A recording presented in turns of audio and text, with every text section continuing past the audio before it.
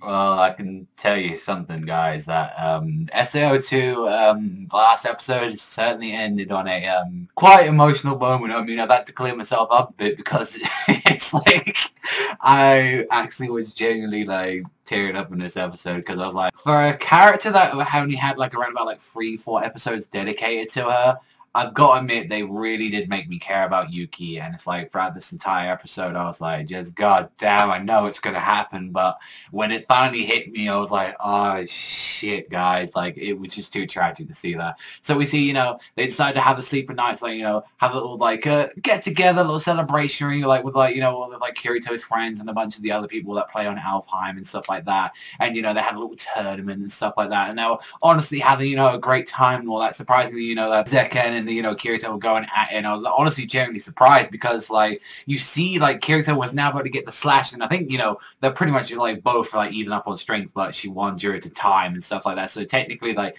Yuki is the strongest swordsman in the entirety of the SAO and in the entirety of Alfheim, so it's kind of like crazy just to even see that, and spending the last times, and when Asuna finally got the message saying, they're actually, her conditions are just worse and they'll like get here immediately, and she's like, no. She said she wanted to spend her last moments in life like that, but it's like, no, we're gonna like, spend it in the game that she loves and all that, and it was just very sad and emotional with Asuna like holding her and saying, how all the good time that they shared and stuff, and like when Kirito and everyone else came to pay their respects, and even when you also had like just a huge, crazy, just like like everyone just arrives and all that just to pay their respects, saying we know that you're the strongest, you know that you're the greatest swordman in Alfheim and stuff like that. So I kind of respected that what they did there. Not to mention as well that like she also gave like Asuna the skill, and it was actually named Mother Rosario, so we now know what the actual skill comes from, where the actual arc little name comes from. And it's just sad, like, because like for after half of the episode it was like, damn, Yuki's dead, and it's like it was like, we'll see you on the next side, and it's like all the friends and they say you can't die, and we're all gonna be, I'll see you there soon and all that, and it was like it was really sad, just sad to see that, all of Yuki's friends just seeing her go like that, and it was kind of tragic, and halfway after the episode, after that whole death, I was like, what could they really do after this? Like, because it was a really just emotional part. I thought that'd be the last part of the episode.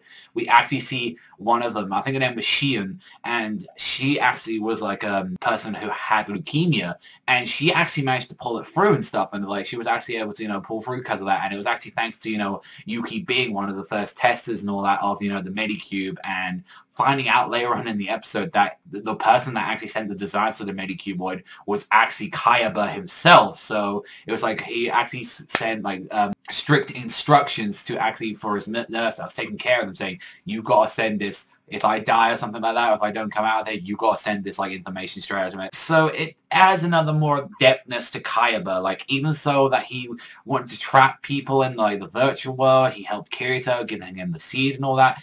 Regardless of what, Kayaba, like, he's still wandering around, even to this day, he's still helping you. Maybe to, like, make amends for, like, what he'd done and all that, like, through his little psychotic way of, like, having this whole virtual world to become a real world and stuff like that. And honestly, it was a very emotional thing about that. And even at the end of the episode, I was kind of like, oh, like, kind of like a little, like, bit of moment just, like, brighten up, saying, like, Kirito and me saying, I really want to be with you together again. It's like, even though we're blurring the lines between virtual and real world, I still want to be with you regardless. And I was like, that's some really nice things that I saw there. That was a really nice thing to actually be said in it. And one thing that actually begs the question right now, and this is like after the arc, because I honestly thought, the Mother Rosario arc was really good, is that we've covered around about 7 volumes of the light novel as of now, and I believe that SEO, like with their 4th arc they got, because they don't count Mother Rosario as the 4th arc, that this isolation or the underworld sort of stuff that we've got to go into is still ongoing. I think it's into volume 9 to 15, so they've had quite a lot of volumes dedicated to this newest arc in SEO, so it makes me wonder if they're going to come back, which they can pretty much have enough content to do a 2nd season. It's probably going to have an abrupt ending, or it's going to have like 2 seasons to like the isolation arc or something like that.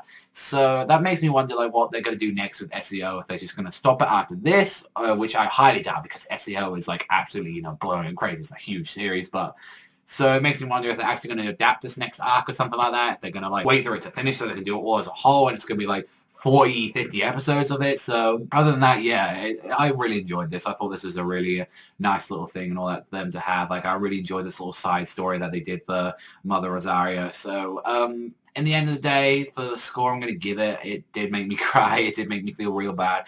Kind of midway at the episode went a little bit slow after the funeral and stuff like that. So I'm going to give this one for the ending of the episode and all that. And I felt like, this is a really, I'm going to give it like a 7.5 to an 8. It was like a really nice ending, really touching, kind of one of the saddest things I've seen so far. It's like, what a way to leave it on Christmas and stuff as well. Like, the Christmas spirit is supposed to be up and we're looking at deaths and stuff like that. So yeah, kind of a little tragic. But let me know what you think in the comment section down below, what you thought about this last episode of SEO. Kind of a little bit sad to see it go as well. Like, I've been doing it for like 6 months straight. So I'm going to miss SEO. So thank you very much for watching. I'll see you guys next time, and, peace out, SAO.